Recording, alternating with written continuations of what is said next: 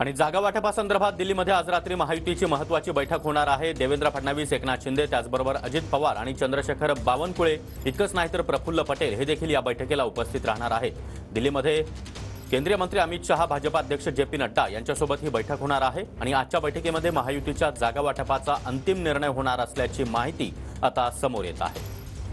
आणि या संदर्भात अधिक माहिती देण्यासाठी आमचे प्रतिनिधी गजानन उमाटे सध्या आपल्यासोबत आहेत। गजानन, आज रात्री महायुतीच्या नेत्यांची राजधानी दिल्लीमध्ये महत्त्वाची बैठक।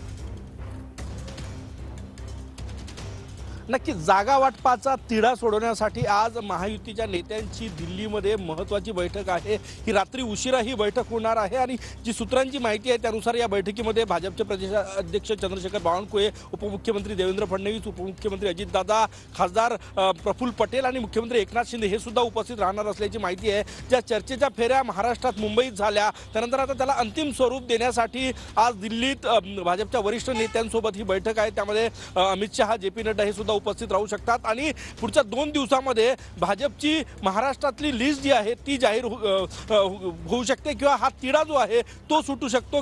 कोण किती जागा लढणार याचा निर्णय जाहीर होऊ शकतो आणि त्यासाठीच आजची बैठक अत्यंत महत्त्वाची आहे, कारण की उद्या भाजपच्या इलेक्शन कमिटीची बैठक होणार आहे आणि त्यामुळे त्यापूर्वी महाराष्ट्रातला तिढा सोडवण्यासाठी आजची ही बैठक असल्याची खात्रीलायक सूत्रांची माहिती आहे। बैठकीसाठी रात्री उशिरा हे सगळे नेते महाराष्ट्रातून दिल्लीत जाणार असल्याची माहिती आहे आणि त्यानंतर रात्री नक्कीच गजानन, धन्यवाद या सविस्तर माहितीसाठी।